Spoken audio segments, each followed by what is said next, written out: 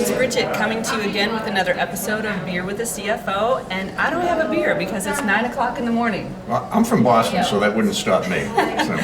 So we're going to have a little coffee and have a chat. I was lucky enough to find Jack McCullough, the founder of the CFO Leadership Council, and I wanted to grab you and just say thank you. Wow, I mean, it's been an incredible couple of days.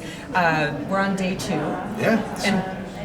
Fantastic. We've got 400 people here in full house, a lot of energy in the room and some great speakers. So thanks for supporting our efforts, by the way. So we're talking about the 7 pillars of the modern CFO. We covered several pillars yesterday, and day 2 is going to cover even more. But I wanted to ask you, Jack, so you've been talking about the highly effective habits of CFOs. Can you share a few of those habits with me? Sure. Well, I think the most important one is probably to think strategically.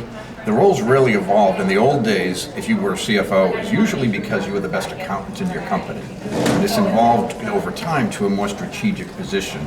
And in fact, it's to the point of perhaps being a little bit of a cliche, but people are saying you have to be a strategic partner to the CEO. But it's very true. In fact, the consulting firm Consero recently did a study, and what they learned is the single most important relationship within an organization is that between the CEO and the CFO. So if those two aren't on the same page, you get some real issues. So think strategically. Don't just be an old school accountant in your role as a CFO.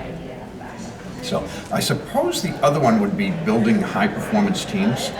You pick up the book Business Press today, all you hear about is the war for talent, and companies are struggling and struggling and struggling to hire people, particularly in the innovation economy sector. So CFOs, they work cross-functionally actually. It's not just building a finance and accounting team, but they are actually building elite teams throughout the organization. They often are very successful in recruiting other executives, engineering talent, whatever it might be. And they're doing the whole thing. They're recruiting, they're involved in retention, they're involved in motivating and leading the entire effort. So it's a true cross-functional thing. And those are probably the 2 most important. Yeah, we talked about that yesterday. The CFO of CBS talked about being patient to get the right talent because there's such a shortage and such a high demand of good talent.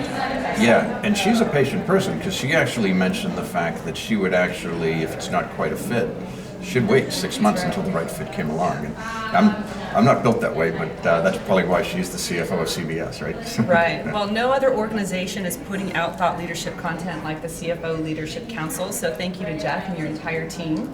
Thank you for your hospitality, and we're looking forward to next year. Thank you. Bye.